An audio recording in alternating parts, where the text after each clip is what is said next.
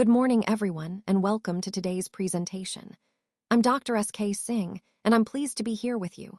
Today, we'll be discussing the requirements for EDQM certification, also known as SEP. Over the next few slides, I'll guide you through the key aspects you need to know to achieve this certification. We'll cover the main criteria, the process involved, and some helpful tips along the way. I'm excited to share this information with you, so let's get started. Let's talk about the EDQM and the SEP, or Certificate of Suitability. The EDQM, or European Directorate for the Quality of Medicines and Healthcare, issues this certificate under the European Pharmacopoeia, or PH. EUR, for short. When a manufacturer obtains a SEP, it means that the active pharmaceutical ingredient, or API, has been evaluated and shown to meet the strict standards set out in the PH. EUR, monograph.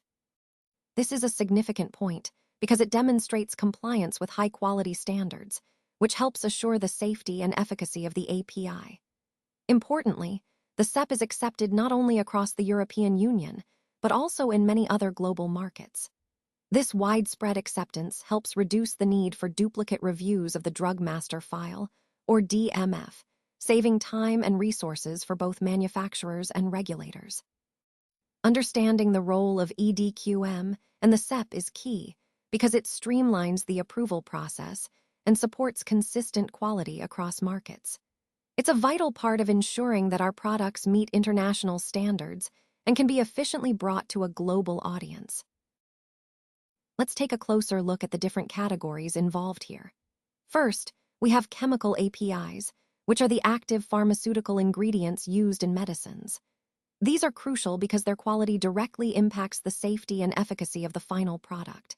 Next, we have herbal substances, which are increasingly popular as natural or alternative remedies. Ensuring their quality and purity is just as important, especially as demand grows.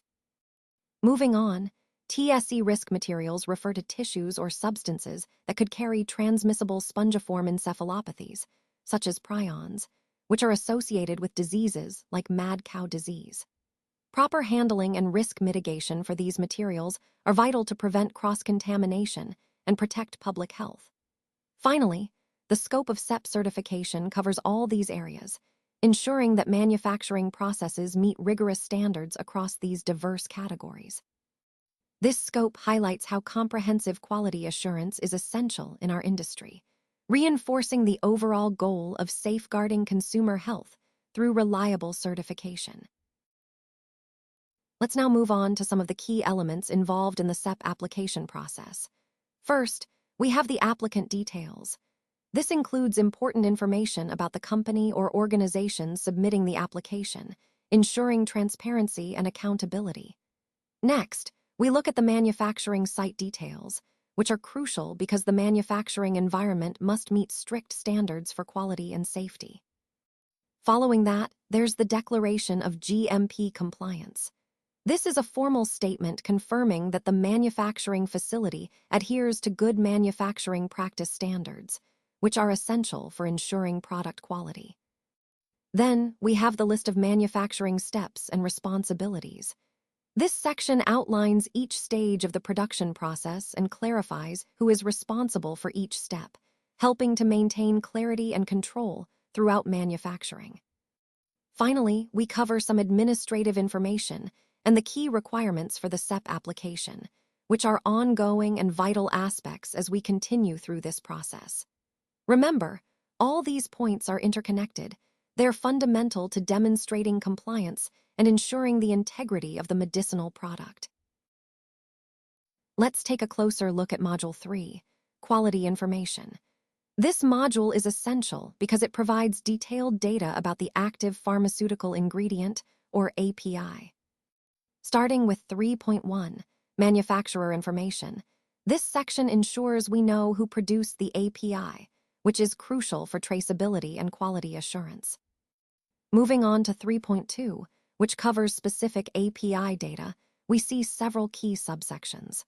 First, 3.2s1 provides general API information, giving an overview of the API's identity and characteristics. Next, 3.2s2 discusses the API manufacturing process. Here, we detail how the API is made, including the steps involved and the controls in place to ensure quality.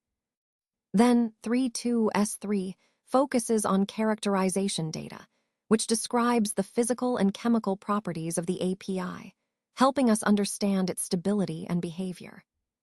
Following that, 32S4 covers API specifications, setting the quality standards that the API must meet, such as purity, potency, and other critical quality attributes. In 32S5, we look at reference standards, which are the benchmark materials used to test and verify the API's quality and consistency. Then, 32S6 addresses the container and closure system, ensuring the API is stored and transported properly to maintain its integrity. Finally, 32S7 presents stability data, demonstrating how the API maintains its quality over time under various conditions. Beyond the API specifics, the presentation also emphasizes the importance of Module 1, the administrative section, which includes the application form, proof of fee payment, and a letter of access if applicable. And Module 2, the quality overall summary, provides a comprehensive overview of the manufacturing process, quality attributes, and control strategy, key elements for assessing the overall quality and safety of the product. Additionally, the technical documentation in CTD format is crucial, as it consolidates all this information in a structured way to support regulatory review.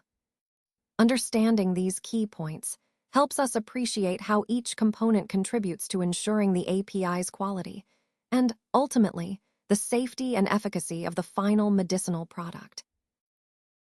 Now, let's look at some of the key aspects involved in ensuring our API facility is GMP compliant. First, we need a full description of the manufacturing process, which helps us understand every step from raw materials to finished product.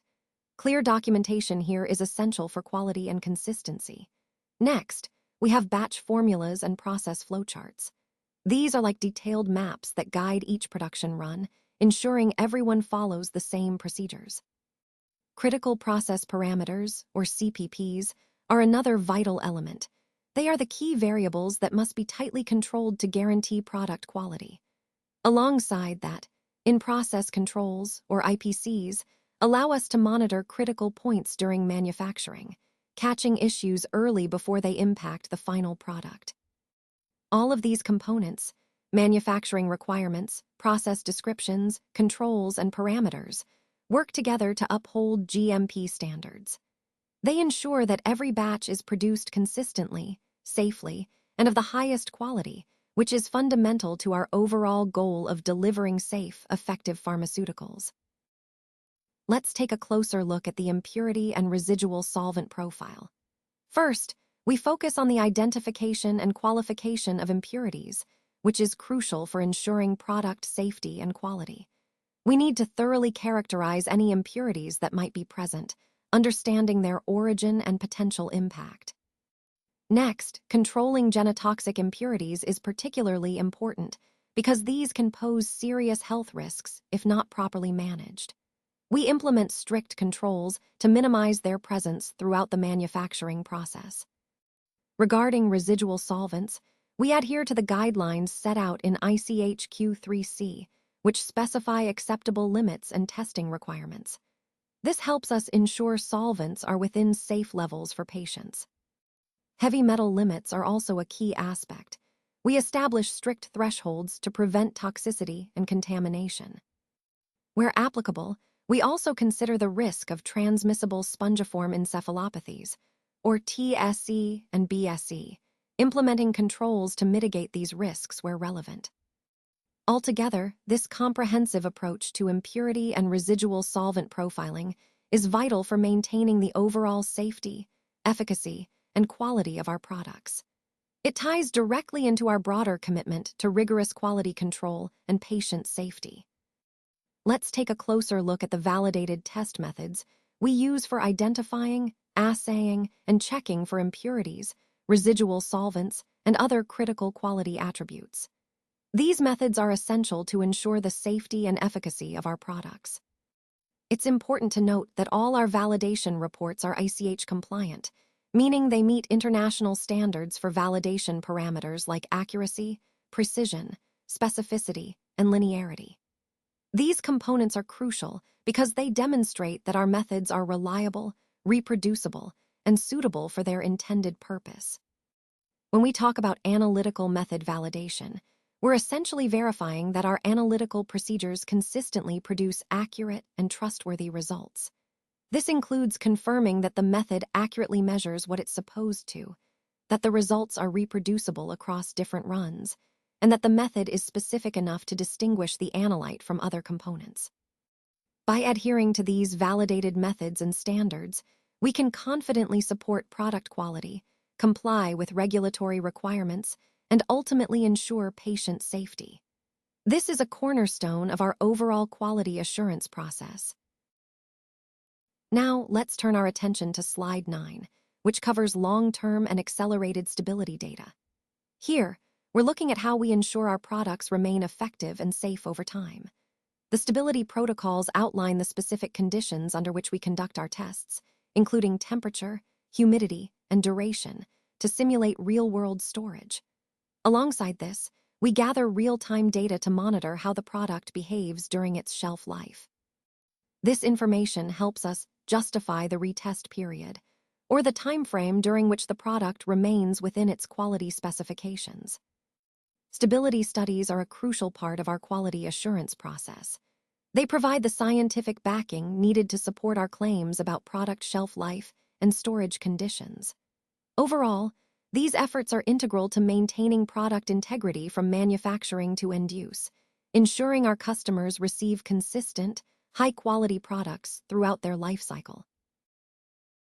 Let's take a closer look at how our API specifications are aligned with the pH. Your monograph. This ensures that our product meets the recognized standards for quality and consistency. Additionally, if there are any specific requirements, we perform in-house tests to verify compliance and address any unique aspects of our formulation. We also rely on carefully selected reference standards and impurity markers. These are essential for accurately assessing the purity and potency of our API, helping us maintain high quality throughout the production process. All of these elements tie into our overall approach to quality control and setting clear specifications. By aligning with established standards and conducting thorough testing, we can confidently ensure that our product not only meets regulatory requirements, but also delivers the expected therapeutic performance.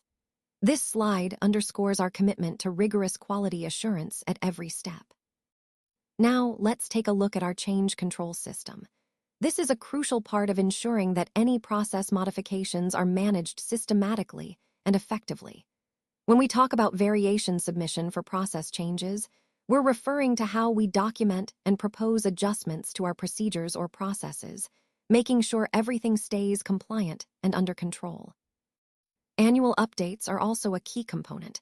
They help us stay aligned with evolving regulations and standards, particularly those set by the EDQM guidelines. This ongoing compliance is vital to maintaining the integrity and quality of our products. Finally, SEP lifecycle management. This involves overseeing the entire lifecycle of our certificate of suitability, from initial submission through to renewal and updates. It's about ensuring that our certifications remain valid and that we're consistently meeting the necessary regulatory requirements. All of these elements together form a comprehensive framework that supports our commitment to quality, compliance, and continuous improvement. Let's talk about EDQM and what they might do during an inspection. EDQM may conduct GMP inspections of your manufacturing site to ensure everything is up to standard. During these inspections, it's crucial to have clear, complete, and traceable documentation. This means all records should be easy to follow and verify, which helps demonstrate compliance. Data integrity is a big part of this process, specifically adhering to ALCOA plus principles. That stands for being attributable, legible, contemporaneous, original, and accurate, with some additional elements to ensure data quality. It's also important to be prepared for follow-up questions or potential deficiencies. This is where the concept of PAE, or provisional approval with evaluation comes in. Being ready for these discussions shows your commitment to quality and compliance. Finally, understanding EDQM's inspection requirements helps you stay ahead and ensures your site is prepared for a successful review. Overall, these points highlight the importance of thorough preparation and robust documentation in meeting EDQM standards. Now, let's talk about the application fees, which are set according to the EDQM tariff. These fees can vary depending on the specific case, so it's important to keep this in mind as you plan your budget. Next, the SEP evaluation timeline is another key point. Typically, it takes around 12 to 18 months to complete, but this can vary depending on how complex the dossier is. However, there's good news. If your dossier is complete and clear from the start, the process can be faster. Ensuring thorough preparation can help reduce delays and speed up the evaluation. So, when considering fees and timelines, remember that upfront preparation and clarity can make a significant difference in how smoothly the process unfolds. This is all part of managing expectations and planning effectively for your certification journey. Now, let's talk about the importance of regular reassessment. It's crucial to consistently review our processes and products to ensure everything remains aligned with quality standards. This ongoing evaluation helps us catch issues early and maintain high levels of compliance. Immediate reporting of quality defects is also vital. As soon as a defect is identified, it should be reported without delay. This quick action allows us to address problems promptly and prevent any potential impact on safety or efficacy. Maintaining consistency in manufacturing and specifications is another key point. Consistency ensures that every batch meets the same quality criteria, which is fundamental for regulatory compliance and for building trust with stakeholders. Additionally, if there are any significant changes to the process or product, these must be communicated through SEP revisions. Keeping the regulatory bodies informed of major updates helps us stay transparent and compliant throughout the product lifecycle. Finally, there are post-SEP obligations that we must adhere to. These are ongoing responsibilities that help us sustain quality and compliance even after the initial approval. Staying diligent in these areas ensures that we continue to meet regulatory expectations and deliver safe, effective products. For further support, please contact us. We're here to help you with any questions or additional information you might need. Thank you for your time and attention today. We appreciate your engagement and look forward to working with you. Remember, don't hesitate to reach out if you need assistance. Our team is always available to support your success.